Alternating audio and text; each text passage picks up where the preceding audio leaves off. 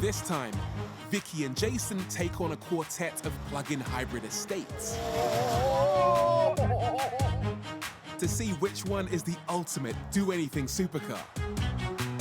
It's quicker than the BMW. Hello? That's blown my tiny brain. I head to the Goodwood Festival of Speed for some thrills on the hill That is properly quick. and a taste of the future. Here I am in the south of England, driving a lorry that's 1,000 kilometers away in Sweden. And sticking with the Swedes, Don't you just love a Volvo? the team pile into the new XC40 Recharge. I'm really amazed that it's got that much power. This is fifth gear. What with the difference? They'll still be screaming. And squealing. Could you just slow down? And shouting. Stupid idea. I can't listen to this nonsense. But there'll also be this. The EV revolution is here. But are electric vehicles right for you? What are the costs, choices, and challenges? And how do they stack up against their petrol-powered rivals? We're here to tell you everything you need to know about the new automotive landscape. This is the future of driving. This is fifth gear recharged.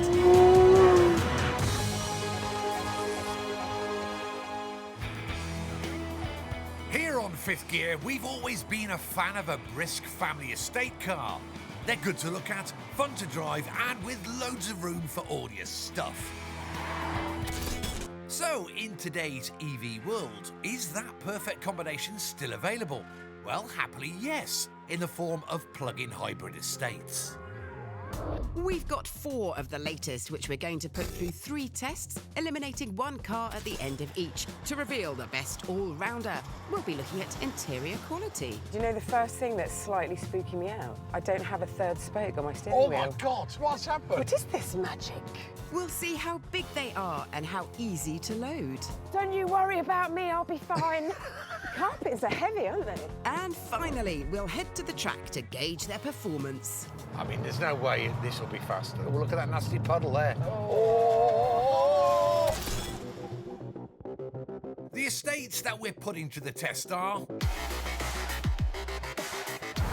the BMW 330e, which is the most powerful and most expensive car here. But that's not stopped it becoming the UK's best-selling plug-in hybrid. Next is the cheapest car of the 4, the Skoda Octavia. It's also the shortest car here, but in some TARDIS-type way, manages to squeeze in the biggest boot. Then there's the 508 SW from Peugeot, which musters a very respectable 225 horsepower from its electric and petrol power units. And finally, the VW Arteon, which is the longest estate on test. Okay, to work. These cars are going to cover some stratospheric mileage, so we want to assess how comfortable they are on the long haul and how far they can travel in EV mode. First up, the Beamer. So this car starts at £44,000, okay, but this particular one, 55 grander. It's a lot of money, isn't it? The fit and the finish is all classic. I mean, a bit Top-notch bland, BMW. a bit BMW bland, but Yeah. still good, though. Yeah. Plug-in hybrids offer the best of both electric and petrol power. They have larger batteries than regular hybrids, which allows them to travel faster and further using just their electric motors. They charge by recycling the kinetic energy created by braking, and you can plug them into a domestic socket or wall charger like regular EVs. And when they're out of battery, they have a petrol engine ready to kick in. But this has got a capacity of 30 miles of electric range. Yeah.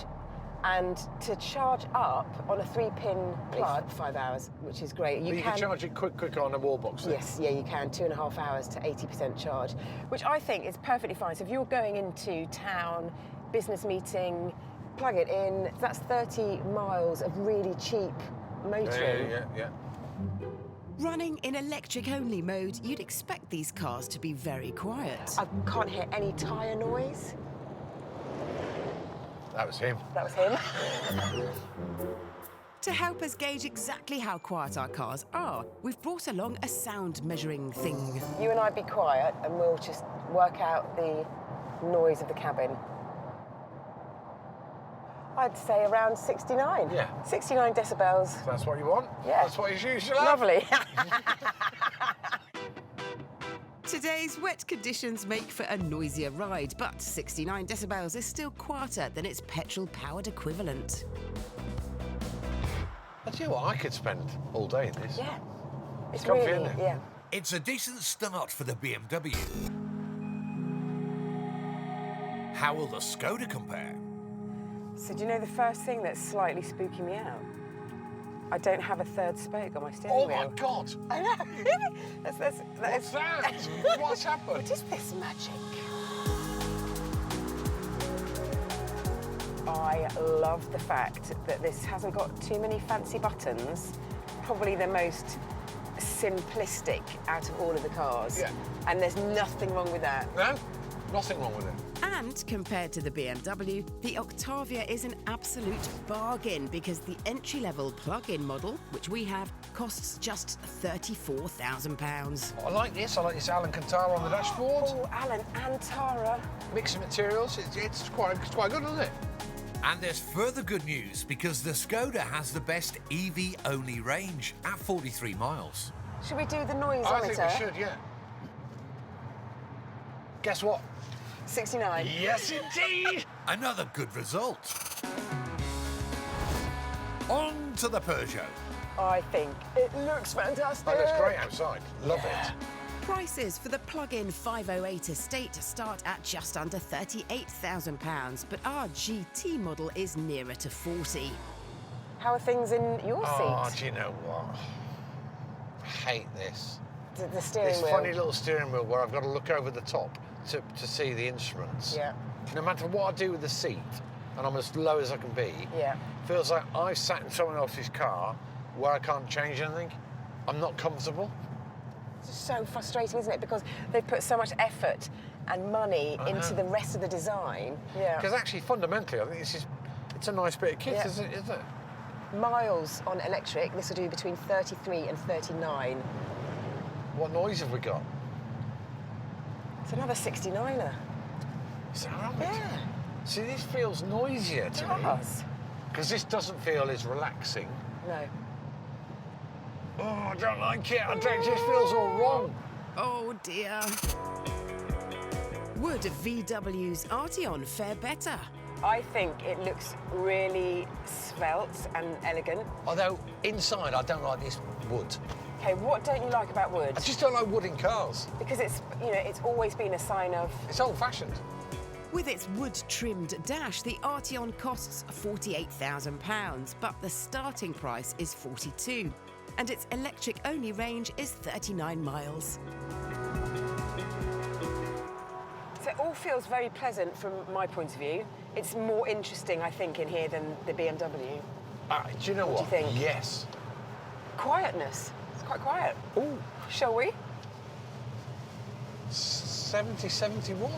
Yeah. But this feels more refined than the Peugeot, don't you think? Yeah, I do. By a long way. I do. Wow.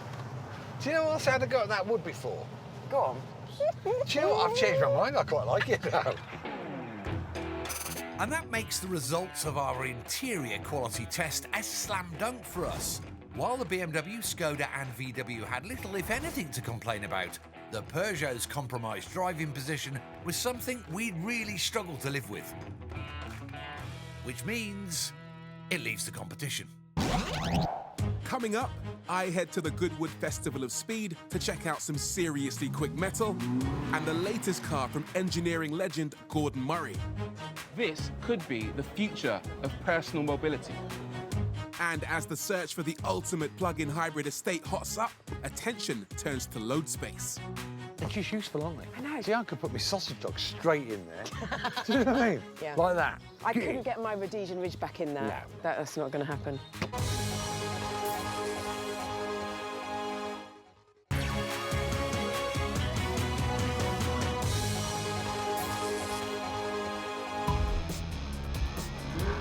Last summer, I got to go to the Goodwood Festival of Speed, which for almost 30 years has been the absolute mecca for petrol heads. I even got a lift up the famous hill climb in the new Spider version of the Ferrari SF90. So much traction in this. Oh, a little bit of a twitch there. Over the finish line. That is properly quick. But for the first time, there's also something else here with a major presence. Would you believe it? Electric cars have even made it here. This is the Electric Avenue exhibit, which is a showcase of everything available in the world of EVs. We have electric city cars, electric SUVs, and even electric supercars. Many of which we've featured here on Fifth Gear Recharged. As you know from our series, EVs are no longer the future, they're the present. If you want to know what comes next, you need to check this out, Future Lab. This area is full of concepts which show how our roads could be looking in the future, with new vehicles and technology that will be getting built into your car in just a couple of years, such as the pace of change. The first thing to catch my eye was this, the Aero. It's been created by Heatherwick, who designed the latest London buses. A production version is apparently being built by major Chinese auto manufacturer IM Motors in 2023.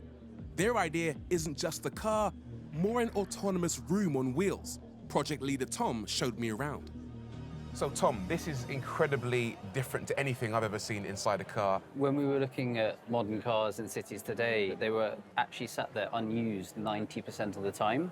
And we thought, couldn't that be a far more useful space for your life?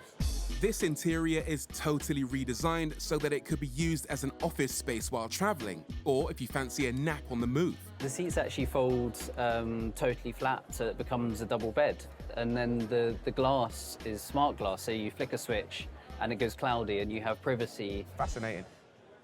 The looks might be a bit extreme concept rather than close to production reality, but the technology and layout are potentially a total game changer. These wheels and tyres, that's not going to happen, is it? They're going to be smaller. They're going to be a bit smaller. These are probably, what, 36-inch wheels? Ridiculously big. Initial versions will likely not be fully autonomous, but the plan is that future models of the Aero will be. I guess we'll find out when it goes into production in 2023. How we'll interact with cars in the future will also be very different, and it's likely to be something like this. Okay, so let's try this out. This contactless driver interface is made by a company called Ultraleap, and their plan is to render dashboard buttons a thing of the past. If I make an OK gesture above the console, I get a choice of 4 different options: fan speed, temperature, media, or maps. And if I move my hand, I can select the one I want. And at the same time, I'm feeling bursts of energy in my hand to give me haptic feedback. They call this mid-air haptics, which is similar to gesture control but with real feedback. When I move my hand, a speaker below fires ultrasound waves. It feels almost like a tapping on my palm to let me know that I'm actually selecting an option. This means my hand can control multiple things, and I can feel my way through them. It's absolutely incredible.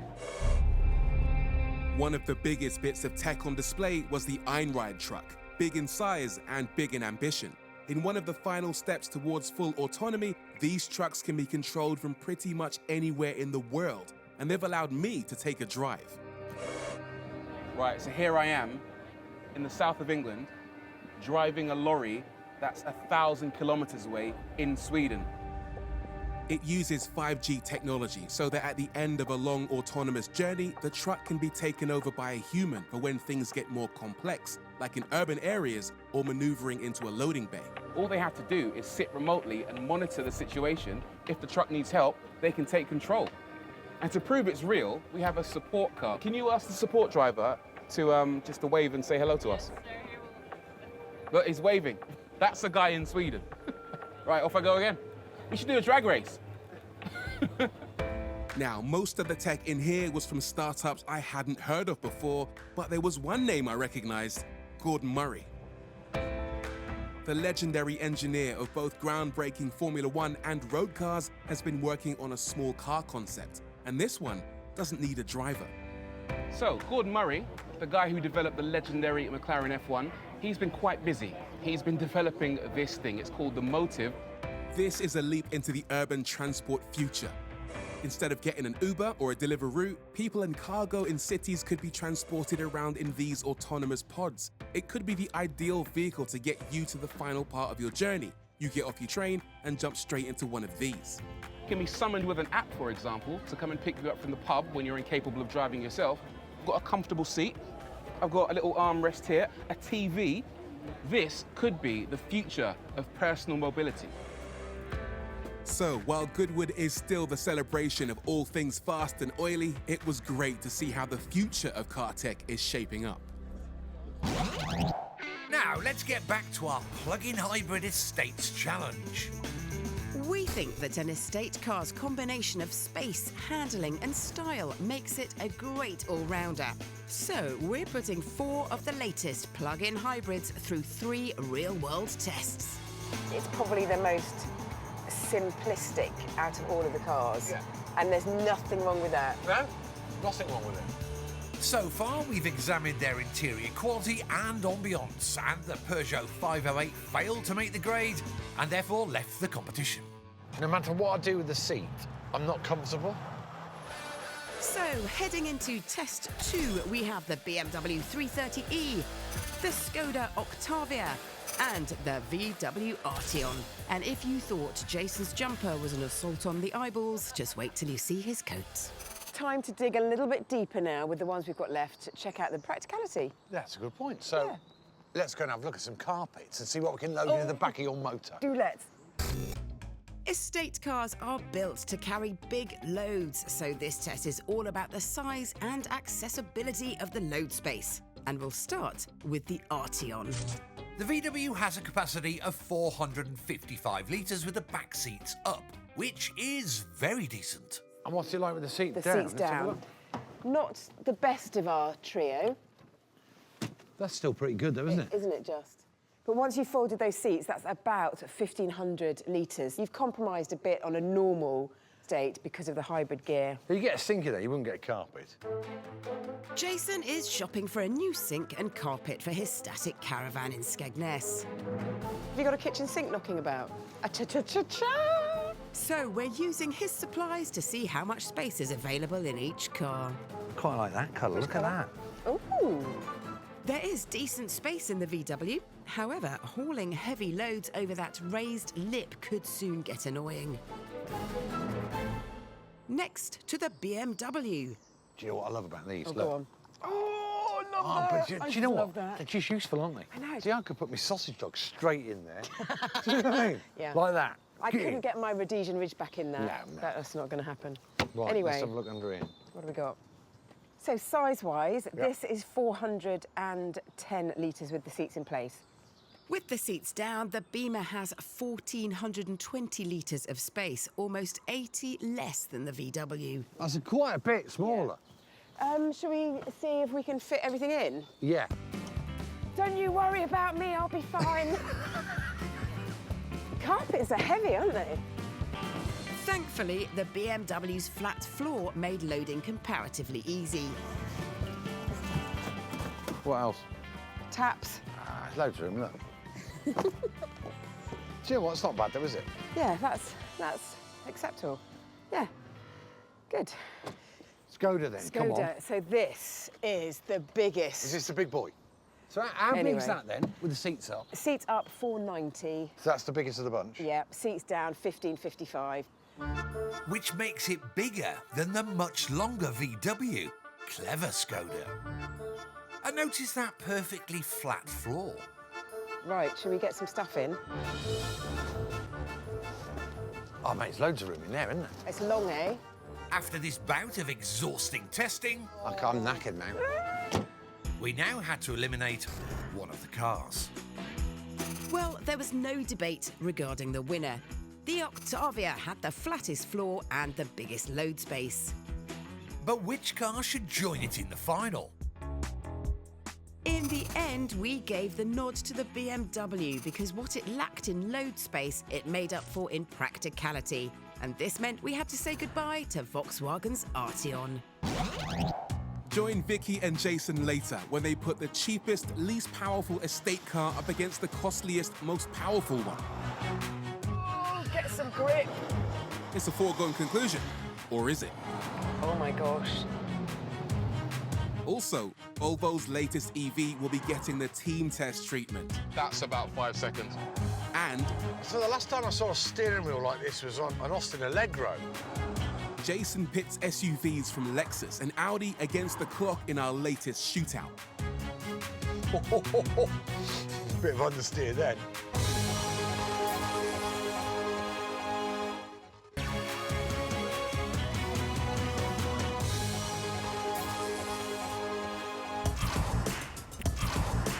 Now it's time for a quick first look and drive of a brand new EV. Yes, it's the 5th gear recharged team test. Today, the team tested the Volvo XC40 Recharge. The Recharge is an all-electric SUV. Competitors include the Skoda Enyaq and VW ID4. Prices start at just under £50,000, but the top spec Twin Pro model we have costs nearly £57,000. So it's based on the normal XC40, but it's electrified, so it promises to be more refined, but still spacious, high performance, and quite good looking as well. Don't you just love a Volvo? I love them. I do. I have a soft spot for Do Volvos. you really like them? Yeah, I do. Yeah. I think in the last sort of 15 years, they've made a huge step forward. I love this look, this sort of the cement colour to start with. I love it, and the two-tone of it. I think it Is looks that what it's great. called? Nice. Cement, the I colour? don't. Well, no, I should think. It should be Volvo's called got- that. It's a good name, isn't it? What I don't like though is the front end. Oh, I know. What has gone on here? Oh, I know what you're gonna say. The grille almost looks a bit sort of buck-toothed. One of the problems we've got with electric cars is actually we don't need the radiators, and therefore we don't need a grille. And, you know, Volvo's solution to that isn't the prettiest I've seen. It's like your trousers though. In 10 years' time, somebody might like them.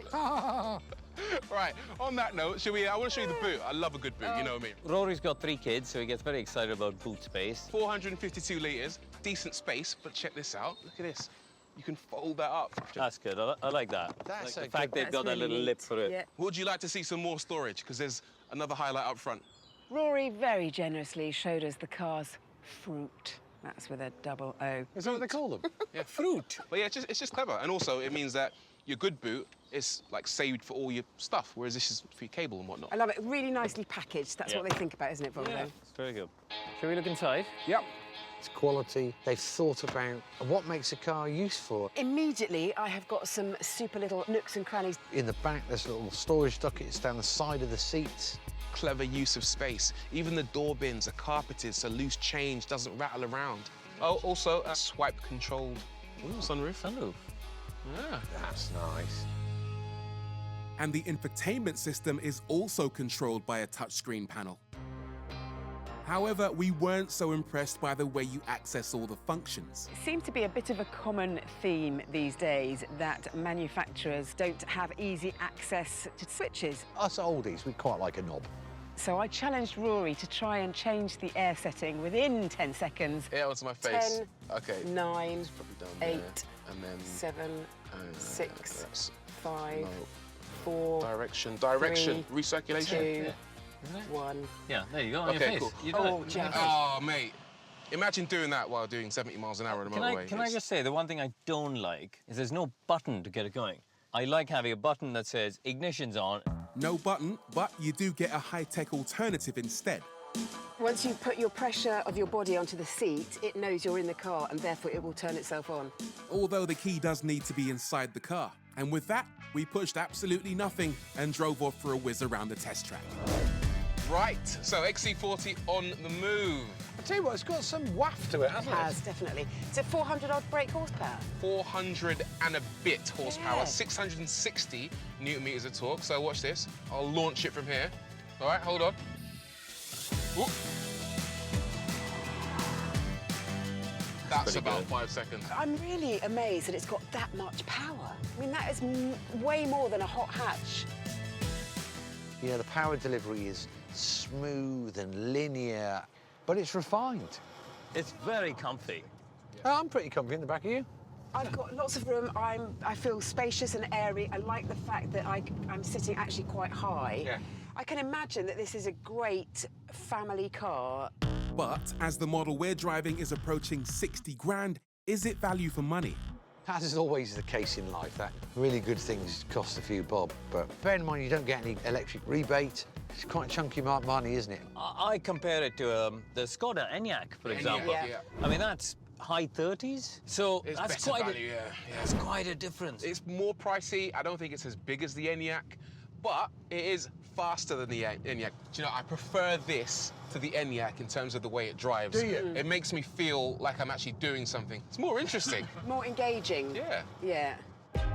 So what about the car's range? Well, officially the Recharge should be good for nearly 260 miles, but we weren't getting anything close to that. So it's 1.5 miles per kilowatt hour. That's quite low, isn't it? Which is really, really low. Yeah. So if it's got an 80 kilowatt hour battery pack, 78, you're looking at sort of 1.5 times 78, basically. So Well, yeah, you're talking under 120 miles. It's all well and good talking about this 400 plus horsepower, but you can't actually use it to go very far, can you? So how would we score the car? I like all of its performance figures. I'm not so keen on its forecourt figure, which is why it scores a reasonable 7. it's really cleverly designed. It's fun to drive, but the problem is it's expensive. So I'm going to give it a 7.5. It's fast, it's comfortable, luxurious, it's got to score well, it's going to get an 8. It looks great, plenty of power. Not convinced about the range, and also not convinced about the price point for it, so I'm going to give it a 7. Which gives the Volvo XC40 Recharge a team test score of 29.5 out of 40.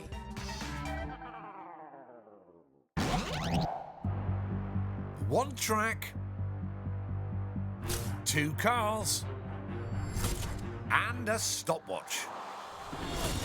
It's a 5th gear shootout, and this time a pair of high-end electric SUVs are going toe-to-toe. Audi's Q4 e-tron is riding on the brand new EV platform that it shares with VW's ID3, Skoda's Enyaq and the Cupra Born.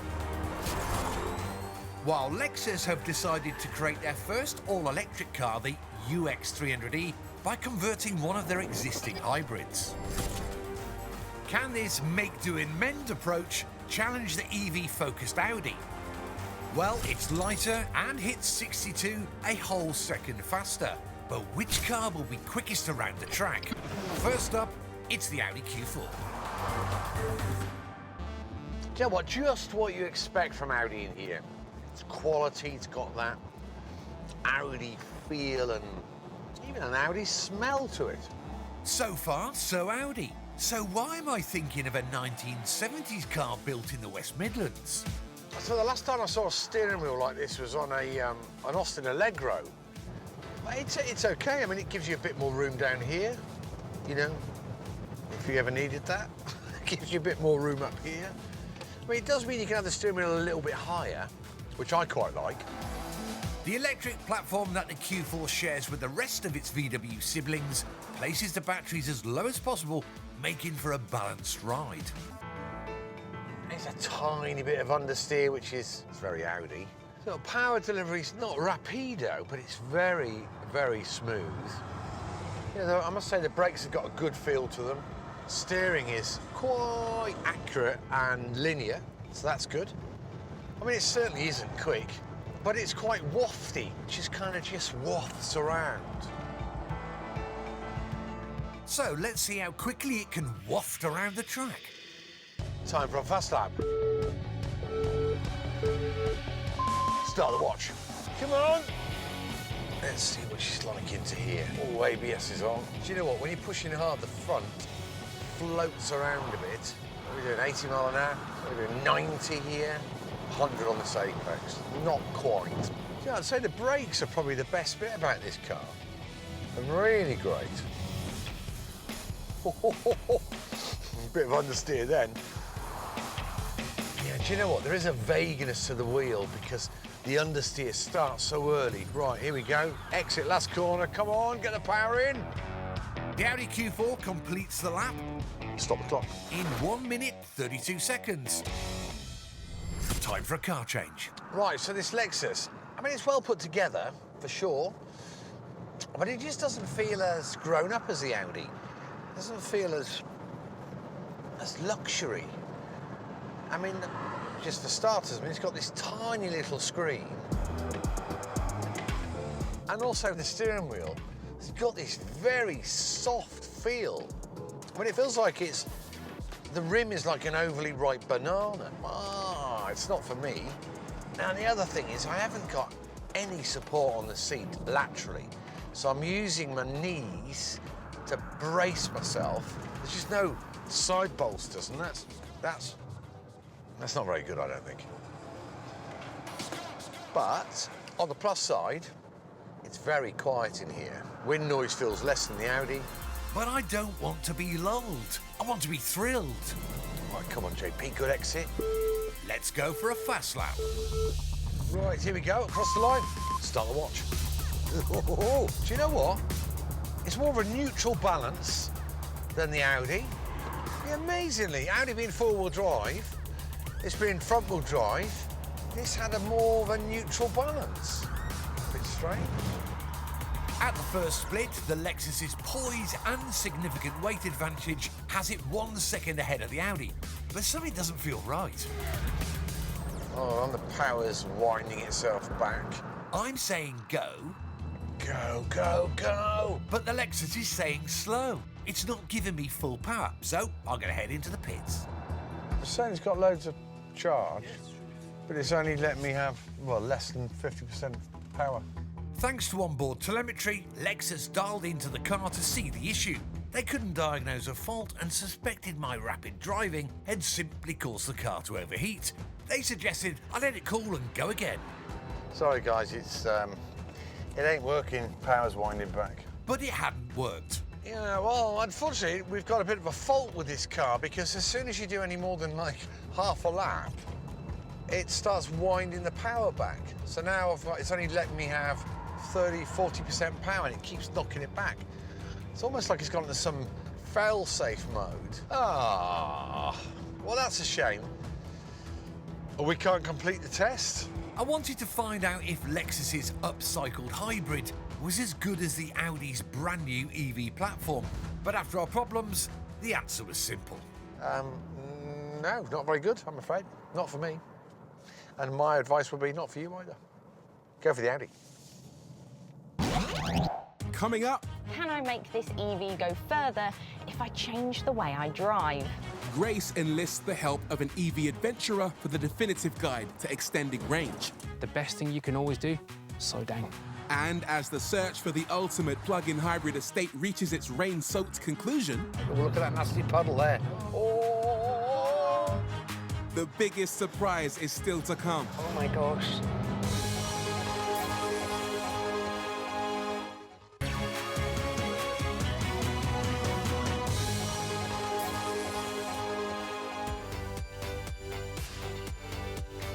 Even though EVs have improved considerably in recent years, range anxiety, the worry that your batteries will run out before you get to your destination, never seems to get any better.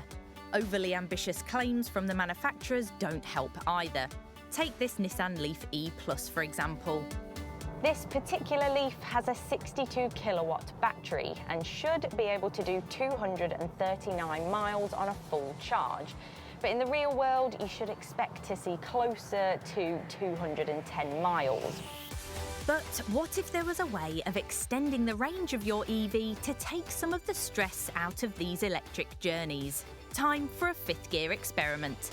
What I want to find out today is what I can do to squeeze out every mile possible. And can I make this EV go further if I change the way I drive? I plan to drive 2 10-mile runs on this private track. First, I'm going to drive round as I normally would to see how much power I use, and then later I'll see if I can improve on it. With no other cars on the road, I can ensure the only major influence on my range is my driving. I've got some tunes going on the radio. The aircon is on as it's a nice warm day. My phone is plugged in charging and I'm driving like it's a normal everyday drive. So looking at the onboard trip computer, I've gone from 68% of battery to 61%. I'm getting 2.8 miles per kilowatt hour. Think of this as miles per gallon in a traditional internal combustion engine car. So I need to figure out a better way of saving my power. Luckily, I have the perfect chap to help me. Chris Ramsey from Plug-in Adventures. In 2017, he entered his Nissan Leaf into the 10,000-mile Mongol Rally. Navigating through 20 countries meant he had to learn techniques to squeeze out every last drop of battery power. And he's agreed to give me his top 5 tips for extending EV range. Energy-efficient tyres. A-rated tyres can make a big difference in range. And then comes to the actual tyre pressures. Inflating your tyres to the manufactured rated pressure. Again, it's a simple thing, but it does make a big difference. So wheels and tyres are important then. What else? Electric vehicles have regenerative braking systems, and all that really means is when you are slowing down in the car, kinetic energy is being produced and it's being stored back into the battery. If you're driving on the motorway, I would say take the regenerative braking system off, because in a motorway situation, you're wanting to maintain your speed as much as you can.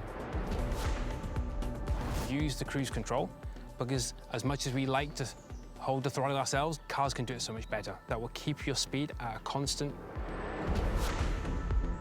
Smooth acceleration, not hard on the throttle, because that just uses more energy on the battery.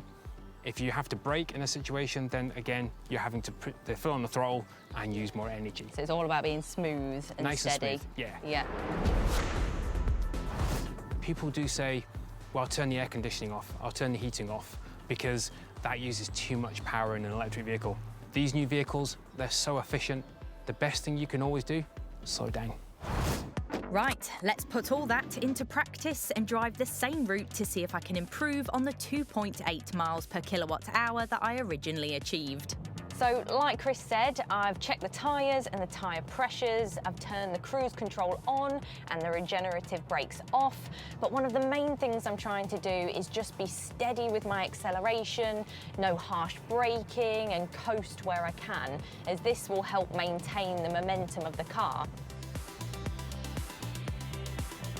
Smooth and steady around this corner. Now, don't get me wrong, it is quite tempting to put your foot down when you come out of a corner, but actually, by being steady, looking ahead and planning your acceleration when you see the corners, it's all rather relaxing to drive like this. I can see the miles per kilowatt hour are fluctuating a little bit, but it's well up than what it was on the last run. After that run, I've done just over 10 miles again like last time. But I've used only 6% of battery and improved the miles per kilowatt hour by a huge 40% to 4.1. So actually, the range has been extended quite a lot just from doing those tips that Chris recommended. My main takeaway from today is that we as drivers can extend range for free. Just by being a bit smoother on the acceleration, and braking can improve things dramatically and take a bit of the anxiety out of EV ownership. Welcome back to our plug-in hybrid estate showdown, where 4 are down to 2. So far, we've eliminated the Peugeot 508 because it wasn't comfortable enough on the road. And the Arteon lost out when it came to practicality. Now, the final test for the BMW and Skoda. And the only way to find out which car is going to be the winner is to take it for a lap of the track.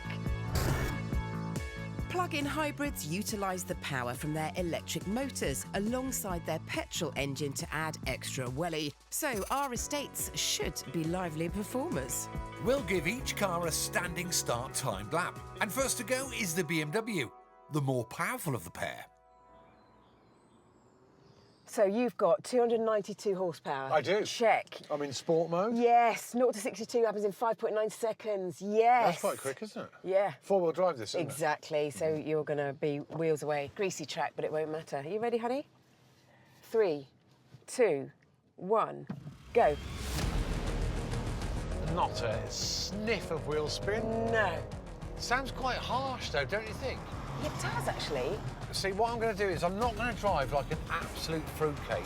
I'm just going to be swift, Yeah. efficient. Yeah. It's got plenty of grip. Yeah. It's a funny engine noise, don't you think? I wonder if it's augmented in any way, that noise. I think it is. Yeah. Well, this corner's a bit slippy normally in the wet. That's good Not for the traction, BMW. Bit of a downshift on the exit. Good traction. I'm going to stop it at the end of the lap. Under a minute. What's not to like? Yeah. 59.10. Next, it's the Skoda. So we have got 204 horsepower, which is a lot less than the other one. Top speed 136, 0 to 62, 7.9. On paper, the Skoda is lacking in every department, and there's worse news because it's only front-wheel drive, which could really hinder traction in conditions like this. 3, 2, 1, go. Oh, not so much wheel spin. I was expecting more I there. was expecting a shed load, considering that it is super wet. Bit of understeer there. Lot more body roll, a hefty lot more. We were now halfway through the lap and something was telling my racing brain that strange things were afoot. I wonder what it's going to be. Do you think you're going to pull a quick one out the bag? Maybe. It does feel quick in a straight line. I mean, there's no way this will be faster. There's no way. Oh, look at that nasty puddle there. Oh, aquaplane. Having survived the water hazard, the Skoda completes the lap in... Oh, my gosh. No, shush. Is that right? Well. 58.36. Yep, just under a second quicker than the Beamer. Should we do it again? I mean, it's probably my finger. Well, let's try It's it. human error. Yeah, that let's is try it. human error. Surely the Skoda couldn't have really toppled the BMW, could it? Go.